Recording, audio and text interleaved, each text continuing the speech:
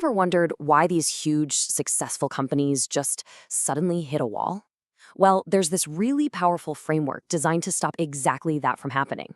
It's called the Three Horizons of Growth, and it's all about how any organization can balance the pressures of today with the innovations you need to win tomorrow. So here's our game plan for this explainer. First, we're going to dig into the main problem, what I call the inertia trap that stalls out even the very best companies. Then, we'll break down what the Three Horizons framework actually is. After that, we'll see it in the wild with some real-world strategies and talk about the kind of leadership it takes to make it work. And finally, we'll look at how you can start charting your own future. All right, let's start with the big problem, right? The very reason this framework was even created. Let's just kick things off with a question that probably keeps a lot of leaders up at night. I mean, you're at the top of your game, your main business is just humming along, but you know deep down that the thing that got you here isn't going to be what gets you there. So what is really happening when all that momentum starts to fade? Well, the culprit, more often than not, is this thing called organizational inertia. And it's a huge paradox, right? It's where a company basically becomes a victim of its own success. It gets so good, so efficient at doing the thing that works right now that it accidentally crushes the innovation it needs for the future. Simply put, your past success becomes the biggest obstacle to your future growth. And that is exactly where this framework comes in. You should think of it like your personal navigational tool to break free from that inertia and really chart a new course. So what is this thing? At its core, the Three Horizons framework is a way to manage totally different business projects across different timelines. But, and this is the key, the single most important word here is simultaneously. This isn't a step-by-step plan. It's about juggling the present, the near future, and the long-term future, all at the very same time. This table gives us the whole strategy in one clean snapshot. You've got Horizon 1, that's your core business, the thing that pays the bills today. Then there's Horizon 2, that's where you're scaling up new, promising opportunities. And finally, Horizon 3, where you explore the really wild, innovative, game-changing ideas for way down the road. So let's dive into each one. First up, Horizon 1.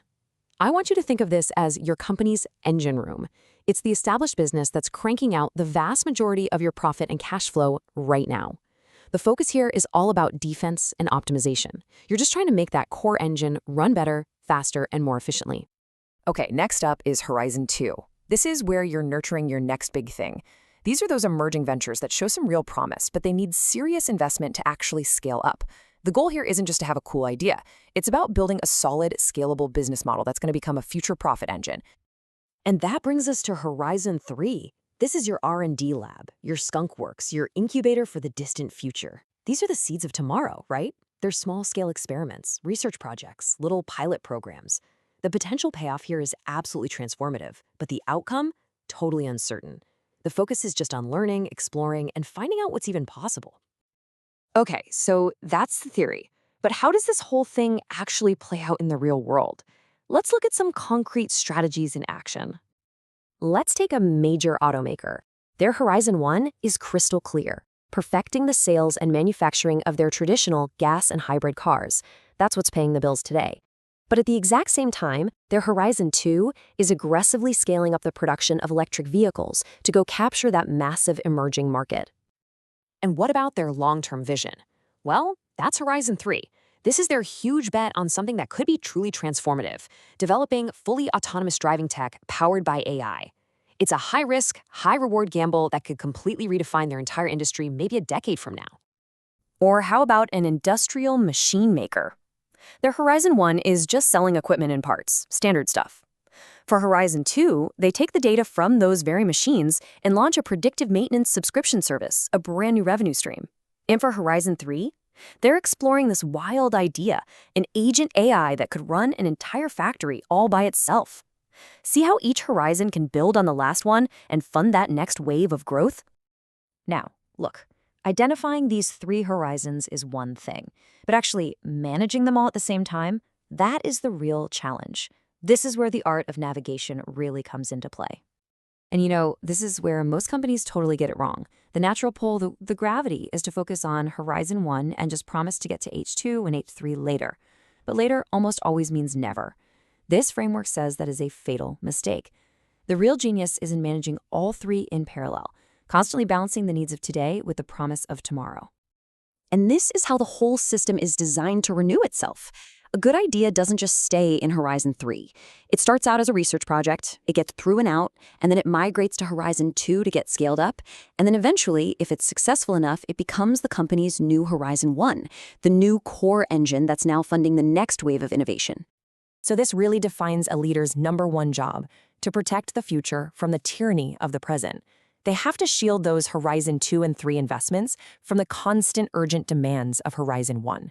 It's a very conscious act of balancing a portfolio to make sure you get not just short-term results, but long-term survival and growth.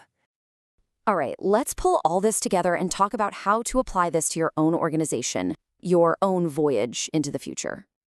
You know, a great way to think about it is this. Managing growth isn't about having a single map. It's more like being a ship's captain who's navigating with 3 different sea charts at the same time. You need one for the coastline right in front of you, another for the long journey to a new continent, and a third for exploring completely uncharted waters. But this brings up the toughest question of all, doesn't it? When your core business, your Horizon 1, is struggling, the pressure to cut all those non-essential future projects is just immense. So, should you really keep investing in an uncertain future? The answer is a clear, resounding yes. You absolutely have to. Cutting off Horizon 3 to save a little cash today is like eating your seed corn to get through the winter. It guarantees you will have no harvest next year. The goal isn't to stop investing to get rid of risk, it's to strategically manage your risk across all 3 horizons. So how do you actually allocate your resources? Well, there's no single magic ratio. But a common guideline is something like a 70-20-10 split between H1, H2, and H3.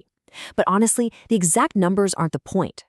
The point is the conscious, disciplined act of setting aside resources to protect your future growth from that powerful, gravitational pull of the present. So the final question is really for you. Think about your own organization. Are you actively navigating with all 3 sea charts in your hand? Or are you so focused on the waves right in front of the ship, on your Horizon 1, that you're completely missing the new continents of opportunity that are waiting for you just over the horizon?